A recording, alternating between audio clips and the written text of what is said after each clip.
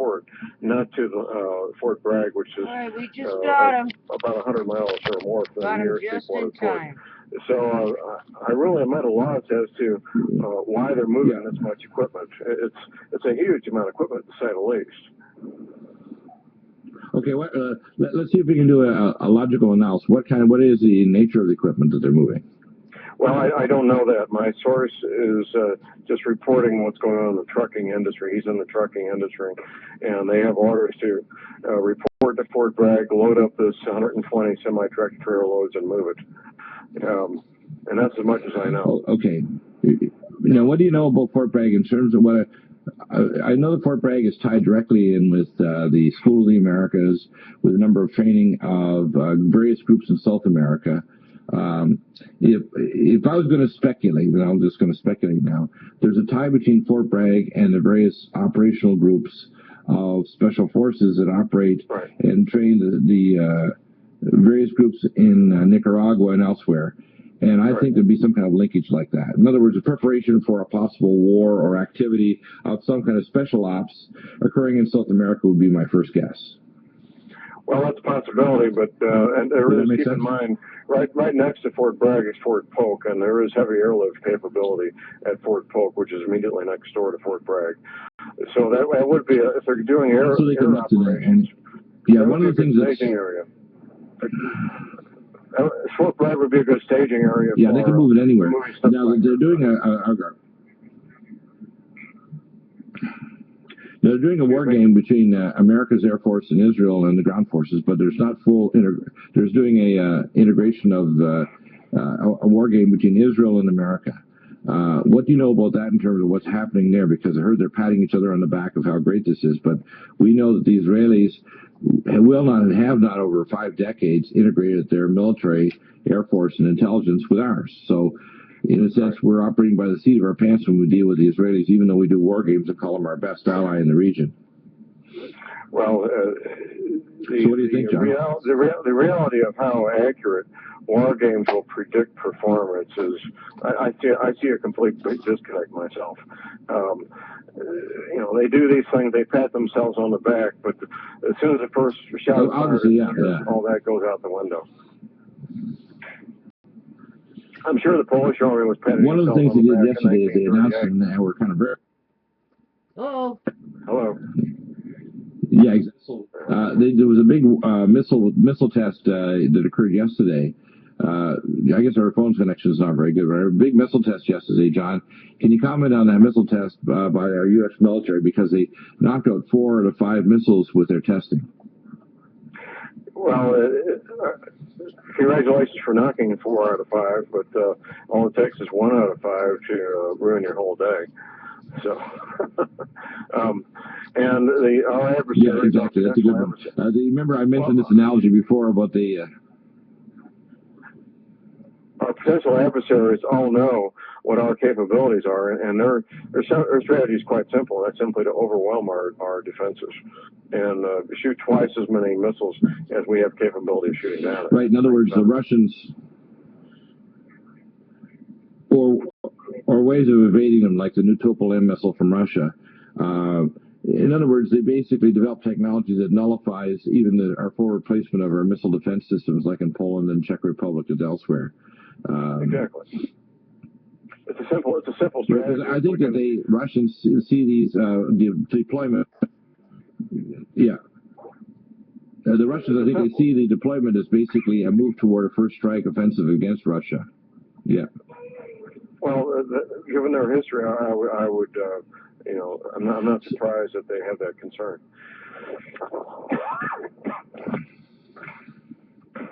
So, it's a simple strategy. They simply determine how many... John, what else is happening that you see? Go ahead. You still there? Is there also any possibility of an October surprise coming up this year? Before the election, because of the head-and-head conflict, and of course the fact that Obama will do almost anything in his supporters to get reelected. Now they're touting the Electoral College is thinking they're going to squeak by and get Ohio and maybe Pennsylvania, so they're going to get elected, even though they probably are losing the popular vote. Any word on an October surprise and what do you think it might be? Well, I don't have any definitive word that one will happen. We're still basically on standby with our ear to the ground, waiting to see if there would be an October surprise. And you're right. The people that are behind Obama, they will do whatever it takes, including setting off large bombs in cities, an economic collapse, whatever it takes to keep their man in the Oval Office.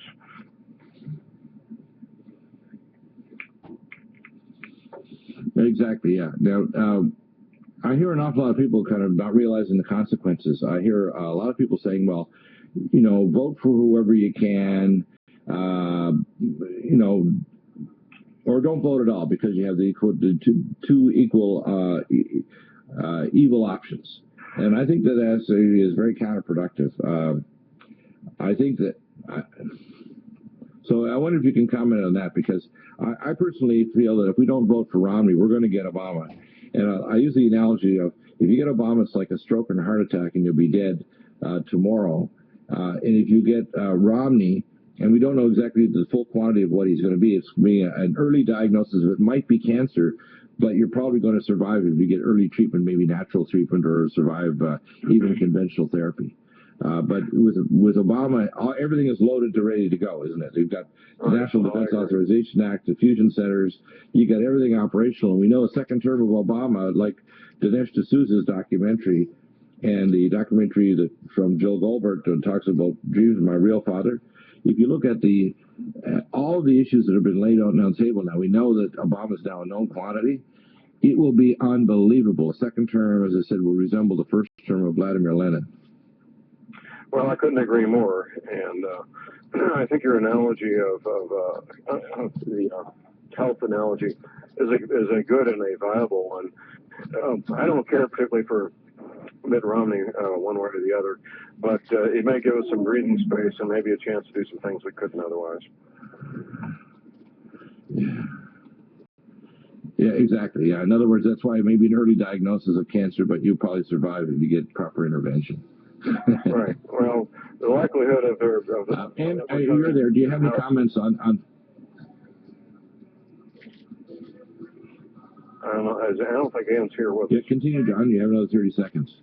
I'm here. Okay. I can hear her say yes, she is there. So we'll have her. We'll hopefully get a better connection here in the next segment. So we'll be back in just a moment with more of our special panel. If you're going to take just one natural supplement, why not 7-in-1? All right. Well, just listen to this like a radio program. I was lucky I was able to catch it, because it usually takes me 3 hours when I miss it. So hang in there. Don't stare at the screen. It's not going to change. And be prepared. Make sure if you're on the East Coast, you have plenty of water. You have batteries, or at least you got those little lights that light up the sidewalk that are solar powered. Make sure you're charging them in the windows. You know, all day long tomorrow. Every day. Now, till this hurricane mess is gone. And then also make sure you have life jackets. You might need that. You have life jackets wherever you go. In the car, in your house, wherever you are, travel with your life jacket. They keep saying perfect storm scenario. The perfect storm had like a giant rogue wave in it. If you remembered that. And it was based on a true story. It was a giant rogue wave that took Clooney and his other shipmates out. So we're looking at possibly, who knows, a big surge, possibly, because that's the only scenario I know when you hear the perfect storm. That's all you think about is that giant rogue wave in the movie. So yeah, don't stare at the screen while you're listening to me. Go ahead and prepare. Make sure you know where all your important papers are. Have them not too far, you know, in a special little, like, tackle box, go box, whatever. Make sure you have everything ready, just in case. If you're right on the, I say if you're right on the beach or you're real close to the shore, I would move inland. Start calling friends, family, and travel in as far as you can. If you can. That's just better safe than sorry, you know? And I'll go over some more tips. Just go ahead and just prepare while I'm talking to you. Yeah, put something in the refrigerator. Hold on. Stand by.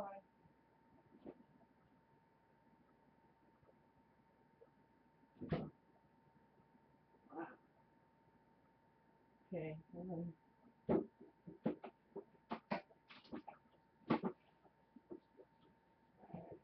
Make sure you have plenty of water. Take your soda bottles and fill them up with water. If you have any empty drink bottles, fill them up with tap water if you have to. Okay, just one moment. Let's see if he's back. Able to gain back. No, he's not back yet. You know? So, soda bottles, empty. Recycle them by filling them up with tap water. Line them up against a wall if you have to. Out of the way, a nice line of soda bottles full of water. Even myself, I note that some of the cash registers were not working. Something's going on. Could have a problem with the satellite. Could have power outages. Make sure, if you don't have cash on hand, make sure you have something that you can barter with you. We are the He's GCN back. Network. I remember when I lost my mind. We have Ann Morrison here as well as John. I want you to kind of complete any thoughts you might have. Last time we had a little sound trouble issues, but I think we've got that fixed now. Any closing comments before we go to Ann and some of the major stories she's following? Well, I believe people need to keep their ear close to the ground and be aware it's a fast-changing world. So yeah, fast changing. In other words, be prepared is forewarned, and better be prepared a year early than a day late. That's definitely for sure. Yeah, and I would say that the most probable things are likely to happen in the near future, depending on who gets elected. If we have Obama, where the stock market says it's going to crash, I think that we're likely to have a real problem this coming January if we don't have a Republican president and a Republican Congress that can deal with the fiscal cliff. If we have Obama and a Republican Congress, we are going to hit the fiscal cliff, which is going to pull $600 billion from the economy. We are going to deal with a downregulation of our military that's going to cause a major disaster with what's called the reduction of another $500 billion to the military that's going to cause a catastrophe there. So we're likely to be stuck in terms of military preparedness to deal with military issues because we have an economic bottleneck there to supply money for the military for ongoing operations, which is dangerous. I think, in other words, I don't think the regular public understands that the Obama administration are incompetent, stupid, and dangerous. And they're going to put the middle class and the nation in danger if we don't move forward. We also don't have protection against our things that will damage the power grid. Our food supply, we don't have a national food supply, like we did in the early 1980s. We've talked about this before. And can you give us the latest of stories you're following? Well, I'm following the storm, of course, and that would be Sandy. Sandy, yeah.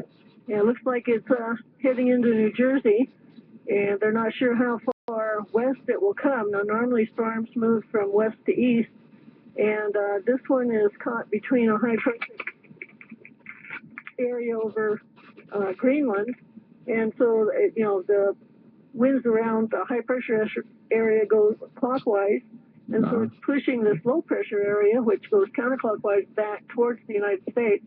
And it looks like it might reach as far as Chicago, as far as the winds go.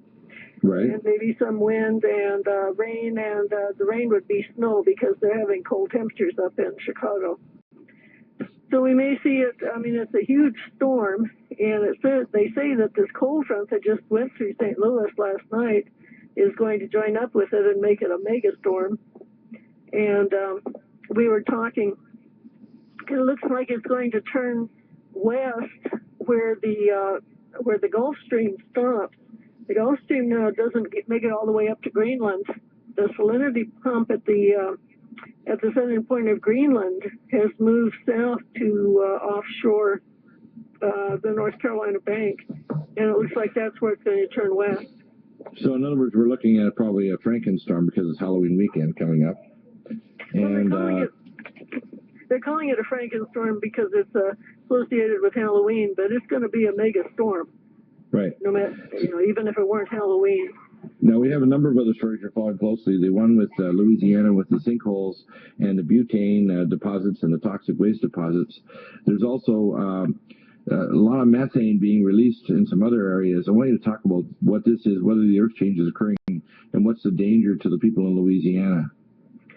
Well, the aquifer that sits below the salt dome actually goes up as far north as Camp Minden. And if you remember, about 10 days ago, Camp Minden had 2 explosions in its bunkers, and there were reported meteors in the sky at that time that were coming down over Camp Minden. And the thought is, and in this aquifer, the methane levels are very high. If they get much higher, if they get up to 85 pounds per square inch, then the aquifer itself, the methane in the aquifer, would break through the clay cap that's over the aquifer. And they think that the methane is seeping out into the river there, because Camp Minden is right on the river. And they think what happened was that enough methane was in the air that the meteors or the meteorites caused a spark and set off the methane, and that's what blew up 2 of the bunkers at Camp Minden. Now Wow. In other words, it wasn't incompetent handling of munitions. It was actually a meteor interacting with the methane released from the bowels of the earth. Yes, and they're now just reporting on the methane saturation in the aquifer. Now, they're not saying where the methane is coming from, but it could be coming from a migration channel 5 miles below that, which BP tried to tap into. There's a possibility that the methane has seeped up now into that aquifer, and it's continuing. I mean, the pressure is rising, and the environmentalists and the DHS, Department of Homeland Security, are watching it very closely. Of course, the citizens down there don't think they're watching it closely enough because they haven't given them payments to move out of the area, but I think I would self-evacuate if I were anywhere close to the sinkhole. They think that from their observations that the sinkhole was caused by the sidewall collapse of the salt dome of the Texas brine cavern. So it wasn't from the top, it was the sidewall collapse. And they cleaned up most of the debris now, but they still have a lot of oil residue in the sinkhole. And of course the water is it's brinish. It's brine water. It's not salt water or fresh water. It's brine because it's in the salt dome. The salt dome is deteriorating. And there's a real possibility that with this methane leaking, if it leaks up into there, and they already have some evidence that it is, that a spark would set off the methane, which would then set off the butane. And they've already had a butane flare. And if the butane is set off, there's every possibility that it would follow the liquid butane down to its cavern and explode. And that would be a 10-mile radius explosion. So it would. Now, what other earth changes are occurring that you're keeping an eye on, too? We talked about this earlier this week with Professor McCanney on Wednesday, and we had Standeo on last week. Any space weather issues going on in near-Earth objects? Anything else that's happening in terms of the ozone layer, which is thinning, and the issue we talked about before the show today, peak oxygen? Any analysis of anything going on that needs attention? Yeah, well, we had an asteroid. We had a near-Earth object that came into the atmosphere above San Francisco, and they're asking people to find the remains of that, the meteorites that came down from that, and that was not that was not being tracked by JPL or NASA. Normally we would get forewarning about such a near-Earth object coming into the sky, especially one that was the size of an SUV. The UV, when the sun sets out a flare now, the UV that accompanies that flare is coming down as far as ground level. And the last flare was a X1.6. Now, it was not accompanied by a coronal mass ejection, but it was accompanied by ultraviolet ionization. And apparently that affected southern China, Indonesia, and Australia. Now, again, those flares, when they come down, they come down on the sunlit side of the Earth. And if they don't last too long, then they won't. We were on the backside of the Earth at that time, so we weren't affected by it on this hemisphere. But if they last, if it's a number of hours too, Ken. We had I want you to repeat that when we come back. We're on break right all now. that weight. How'd you do it so fast? Oh, ASAP. all right. What? What's that mean? Are you ready? They're having a lot of technical difficulties, aren't they? But I'm telling you, like everyone is. I think it has to do with this storm, and it's affecting either some central computer satellite locations or, you know, like a type of grid thing, but it's for all, you know, the satellites that go through. Something's going on. Atmospheric problem. It's affecting all the electronics, I'm telling you. I saw that today at the store. Now, to continue, if you haven't done your laundry and you have time to do your laundry, like if you have a laundry machine at home, do your laundry. Make sure all your laundry's done before this thing, you know, comes. Make sure you got some clean clothes and put them in like a, you know, nice waterproof trash bag or something. Who knows? Just make sure you have some clean laundry. A lot of people forget about that. You might have important underwear and clothes that you might need to use. That might be important to you. Most likely. You know.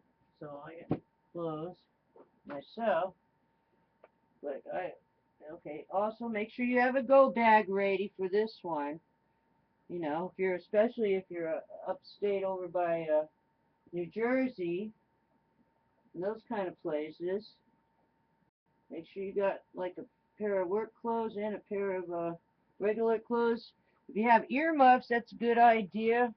With the wind, I was out in the wind all day. I should have worn my earmuffs, even though I'm in Florida. See, stuff will blow into your ears. You don't want to get an ear infection. You don't want to pollen, dust, dirt blowing in your ear because everything's blowing around. Get your earmuffs out. Also, if it's cold out, and for some reason, it'll keep you warmer. Earmuffs will keep you warmer. In case it does get cold. Even if it's not cold, earmuffs will protect your ears from garbage blowing into it. Right? Right? Also, make sure you have some canned food, you know, ready to go, and a couple can openers. Remember, and a couple spoons and knives, forks. Make sure you have everything. You're afraid someone might try to rob your stuff? Make sure you hide your food in more than one place. How's that one? If you're worried about someone getting your food, make sure it's more than one place. That way, if someone does get some of your food, they don't get all of your food. Heads up on that. What else? You know, stash it all over the place, your food. Doesn't have to be all in one spot. Make sure something's in the car ready to go in case you do have to drive out. Make sure you have duplicate everything in the car. Don't have gas. Better get some gas, too. And then, you know, as a friend of mine said that they noticed at the store, milk was up to five something over at Walmart. That I don't know if it's price gouging or it's just all going up now. Probably higher in different states too. You know, that's just here in Florida. Yeah, milk's way high. Going higher, too. Careful with the milk. Make sure the milk's not, you know, radioactive or something. Because a long time ago they said it was detected, I think it was Berkeley detected some radiation in some milk out there in like California. Very important things right before the break, and we want you to continue. Please continue on that. First time I'm hearing it, too. Okay, well, we had the strange thing was, before we had the X flare, we had a M9 flare, and that was when the sunspot 1598 was just coming into the Earth side of the sun, and what happened was that it lasted for 7.5 hours. Now, normally there's 4 bands or intensities of radiation that come from the sun, and that goes B, and then the next higher intensity is C. It's 100 times bigger than the B, and then 100 times bigger than the C is the M band, and then 100 times bigger than the M band is the X1 band, and 100 times bigger than the X1 band is the X2 band. We think the Keratin event was an X54. So that gives you some idea. We had this flare that came in was a 7.5 hour long flare. Now, when you get a flare that's that long, you have to look at intensity and duration. And when you get a flare that's coming in for 7.5 hours, that means that you might rotate onto the sunlit side of the Earth while the flare is still coming at you. And so you could be exposed to ultraviolet radiation in the morning, or you might be rotating out of at sunset. You'd be rotating towards the dark side, so you might be exposed to it at sunset. So, in other words, we talked about this in the program, and you came up with some brilliant ideas. We should check space weather every day before we go out to see if there's a solar storm occurring, and then we should have a UV detector to see if the UV, or just go online and check to see what the UV measurements are, because if they're starting to surge up, we could be being bathed with a lot of radiation coming in from a solar coronal mass ejection, because or not even necessarily a full CME, but a UV surge where you get strobing of the Earth with ultraviolet light. Well, I wish that the government were that detailed, but no, they stopped reporting UV levels at the end of the summer. So they no longer report them. And I was surprised. I've been collecting anecdotal evidence here in St. Louis, and there have been, after the equinox. You mean they don't tell you if it's 11, 12, or 13 anymore? They don't tell you anymore. Oh, that's, they see, a cover-up is even better than the original story. The fact they won't report it anymore and they have the technology to do so tells you that something really bad's happening and they don't want you to know. That's right. Well, I think that this was just traditional, that they never expected UV to strike the northern hemisphere when the sun was, when the ecliptic of the sun was in the southern hemisphere. But I have anecdotally people getting sunburn from being outside when these flares strike. By the way, you can go to LESCMF and they do have UV detectors over there. The UVB detectors will also detect the higher energy UVC and D. If your UV light index is going up, so are you saying the weather services aren't reporting UV index anymore? But not for the winter, no. They've stopped reporting it. Damn. What do you think of that, John? I mean, have you had what I call one of those kind of like, oh my God moments, like I just had right now when you told me this, Sam? What do you think of that? Right. Well, I think they're trying to save electricity. No, I think what they're doing is they're just trying to make sure that the public stays sufficiently stupid and uninformed, so when real disaster strikes, we have no preparation whatsoever from going outside and getting a pterygium, which is a benign tumor to come across your eye, serious sunburn, or immune system depression caused by high energy UVC, or a very bad sunburn where we break out and blister all over our bodies. They don't want us to know these kind of minor details about reality, because it's better to keep us like mushrooms, stupid, fed BS, and kept in the dark. Well, the service I use is called Intellicast, and they are reporting the UV index today for October 26th. Oh, good. Okay, well, that's good. What are they reporting? For the St. Louis area, 4. Yeah. Well, I don't know where they're getting their information. I don't think they're taking the sun into consideration. I mean, the sun flares. They're taking the sun into consideration and the location of it in the sky. but I don't think they're looking at flaring. Yeah, you're talking about space service, in other words. You're talking about the space service reporting ultraviolet light. Is that what you're saying? Right, right. Yeah, now what we have is we have weather services that report it. What we need is a combination of space weather and ground-based weather services telling the public what's the characteristics of the frequency spectrum of the light. Is it dangerous to be what we call toxic sun? Is it also toxic to your plants, to the grassy plants, to the food-bearing plants, to the trees? This is one of the things that I suspect is going to happen sometime in the next number of years, is we're going to have a shock where you can't go outside for a period of time because it's dangerous to be out during the daytime. And I can't tell you when that's going to happen, but I see it coming with a magnetic field reversal on the way. A 3 million mile square area in South Atlantic anomaly that isn't at ground level, but if it got at ground level at, say, Rio de Janeiro, it would kill everybody there. People don't understand. These things are very real. They're not sci-fi mysteries. It's something that the scientists tell the astronauts when the space shuttle goes through or the Space Center goes through the South Atlantic anomaly. They even route jets around it so they won't have their instruments knocked out by the radiation coming back from background cosmic radiation. So people, when they say, oh, you guys are making that up, I said, go Google it yourself and become a Google genius. It's all out there. We just bring it all together and ask questions. And we have very limited data, and they want to make it more limited by not kind of telling us, is this sunspot strobing us with ultraviolet light? That's pretty significant, isn't it? Well, I think that's one reason they built the underground bunkers, is because they know that they're aware that the stratosphere is thinning and that the ozone hole is disappearing. It didn't, it used to be that the ozone hole was over the South Pole, and now it's over Greenland. And that has caused a Greenland high pressure system to set up. And so it's blocking the weather. We can expect this storm, this sandy storm, to hold back our weather movement. That is the jet stream. It'll actually it'll stop. It won't stop the jet stream, but the jet stream is going to buckle because it can't move the storms.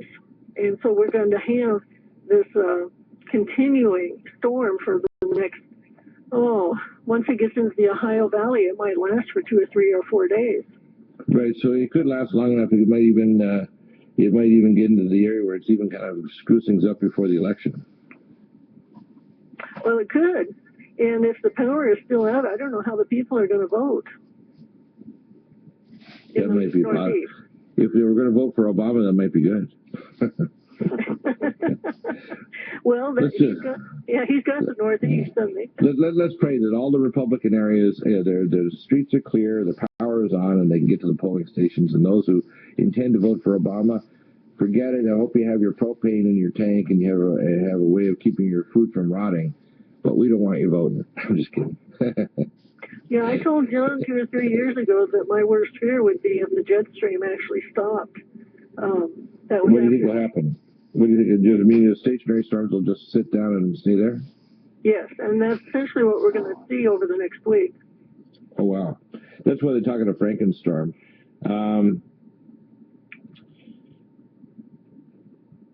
Now, I know that Alexander Bachman, are you there? I don't think we have Alexander yet.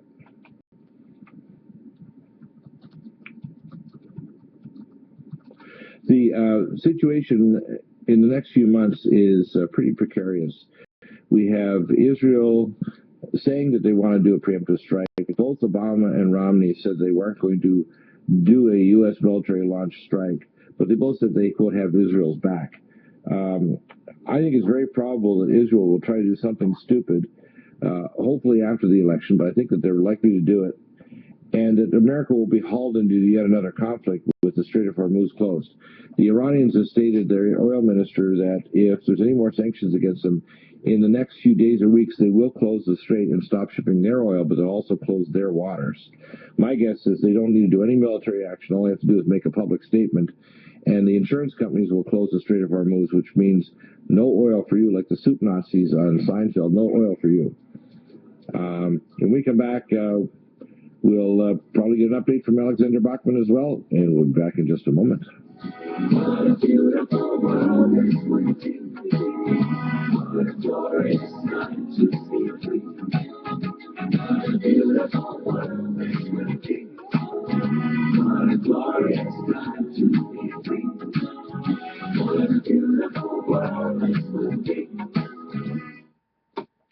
feel the... Wow, they're having a lot of technical problems today. I think they call it a Frankenstorm because it's gonna merge with two other storms. You know, like Frankenstein was built from different body parts. I think that's really the basis on why they're calling it a Frankenstorm, because it's gonna merge with two other storms, and that's why they call it that. That's just my opinion. All right, that seems to make more sense. It's because it's different storms that are all joining together. Also, what else was I gonna say? Ah, I forgot. Make sure that if you have any kind of equipment, like especially if you're a musician, make sure you know what you're taking with you if you have had to leave the last minute. All right. Also, I don't know if I said it earlier in my report, probably missed it, but there is 55 days, 7 hours, 42 minutes, and 1 second before December 21st, 2012, 11:11 Greenwich Mean Time, give or take 20 minutes, because I saw it then. Also, make sure you know where your dog leashes are. Keep them hung up by the door in case you got to grab Fido. And make sure your cat carriers or dog carriers, everything is, you know where it's at, and it's out. Out and available. Just for right now, till after this storm goes away. This problem. Make sure you have all cat carriers. And make sure you have all animal food. And if you have to, and you have to share your food with them, don't season it. Don't, you know, just plain meat.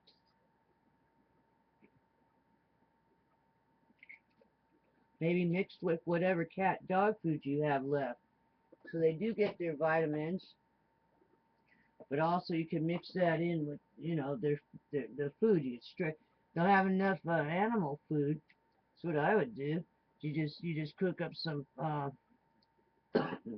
plain meat, or if you have some sandwich meat, whatever. If you got to stretch your animal food out, you might have to mix some of that with that. And what else?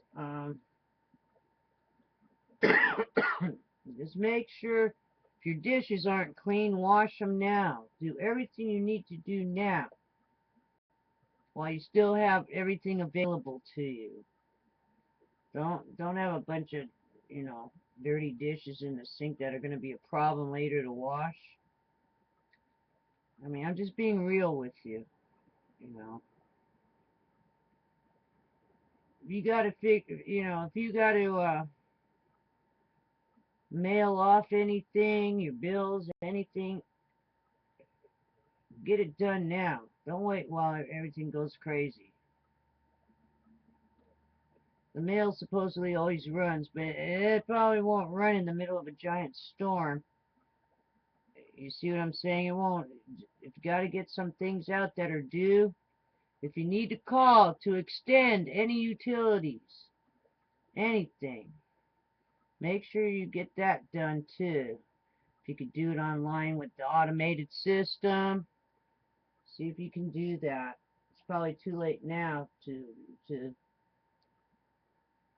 I don't know. Some electric companies are 24 hours, so just see if you can extend whatever bills you need to extend now, you know, or tomorrow when you go online. Make sure you check all your emails now. You check everything that you need to know now. Let people know what your plans are. Send out emails. If you're, you know, right there where it's all going to hit. Give friends and family that are out of state or somewhere updates. you know, and what your plans are. Make sure everyone knows where to meet in case, you know, everything starts going crazy. Make sure you have a way of everybody meeting up somewhere, even if it's out of state.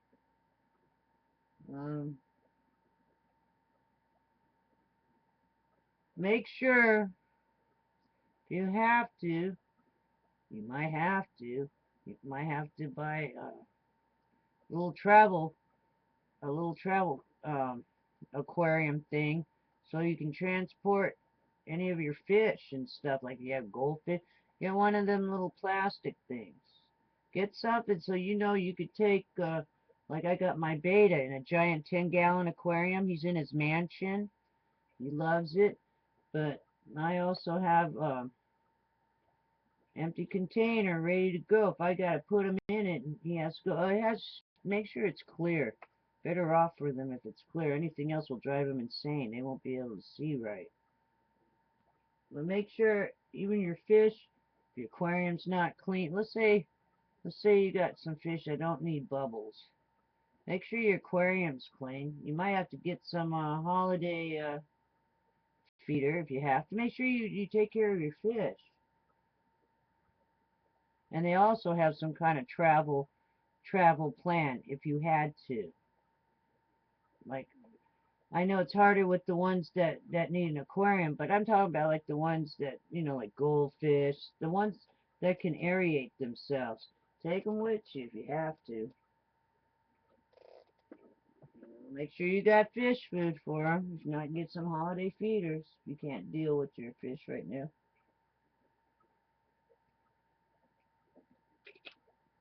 Also, I'm trying to think of everything for you in case you forgot something.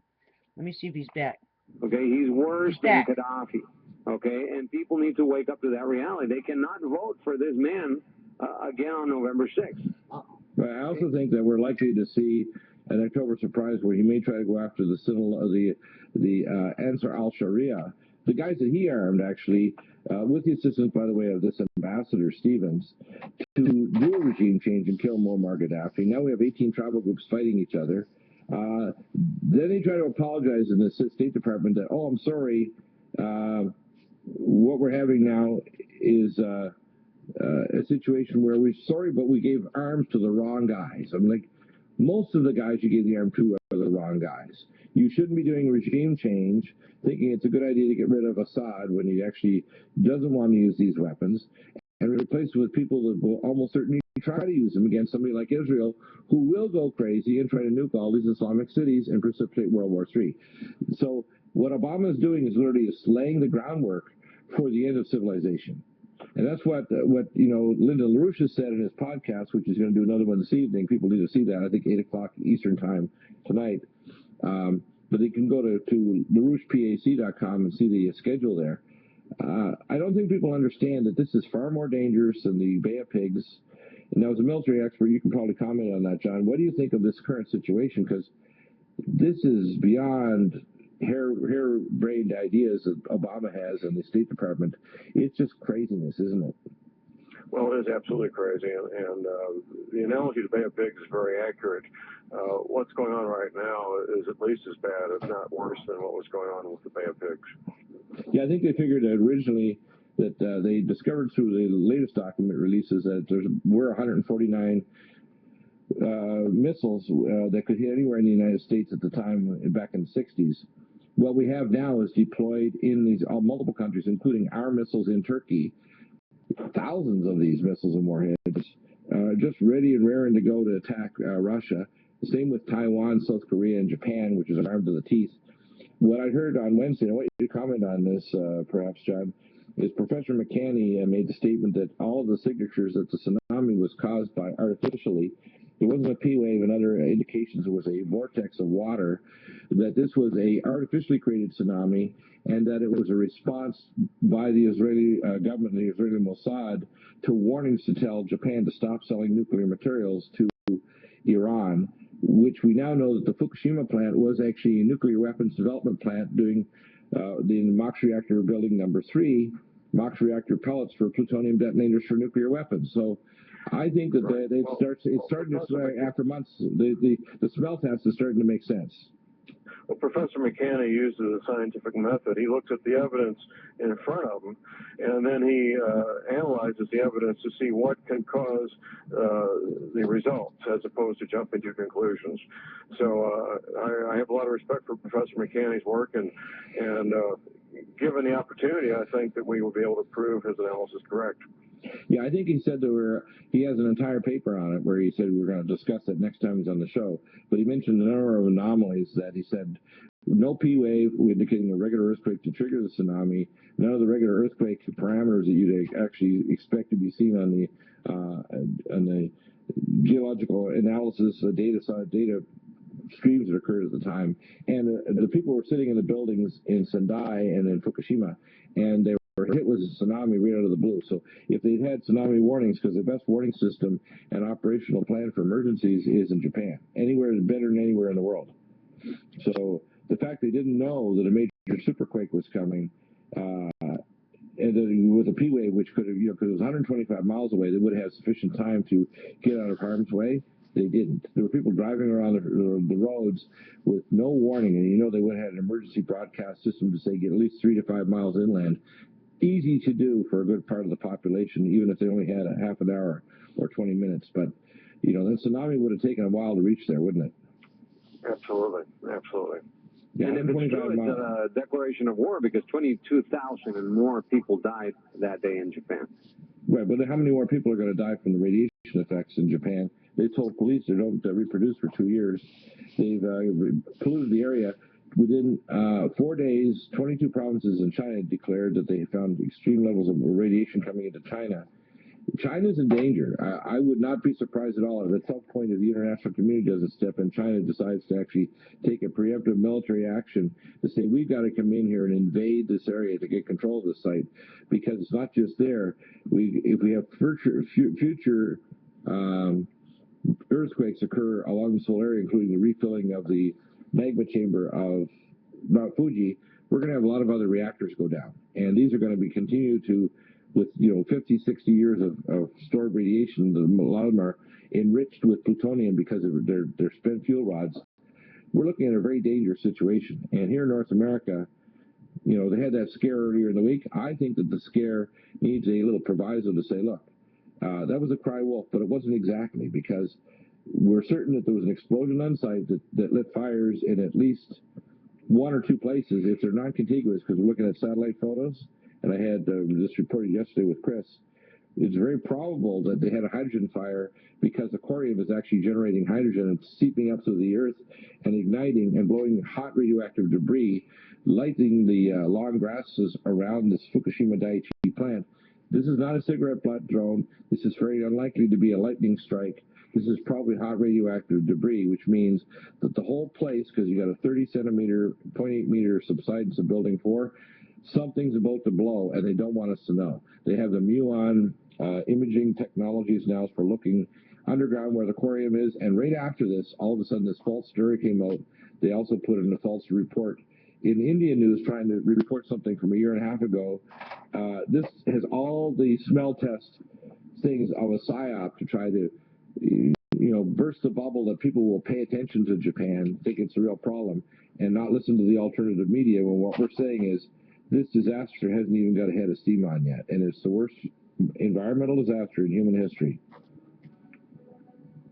It is the worst, and what's the fact is that all humanity has to wake up. Go to the interview at alexanderbachman.com and listen to the interview I had with Dr. DEAGLE. It's very important.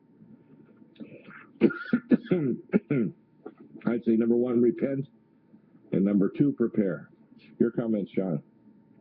Well, I agree with everything you're saying, gentlemen, and everyone have a great, safe weekend. This is the Liberty Man signing off.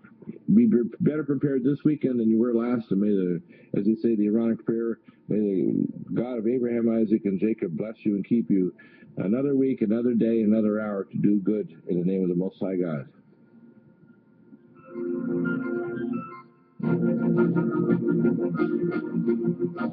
Great lineup next week. We appreciate your support. Pray for us, and pray for the peace of America, Israel, and the world. Well, that was the Dr. DEAGLE show. And next time we hear his show, I believe we will be in November, after the October surprise. Take care and be prepared. Just make a list. Sit down with someone else if they can help you, because sometimes you might forget something.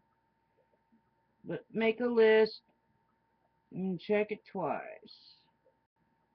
And I'll see you again tomorrow.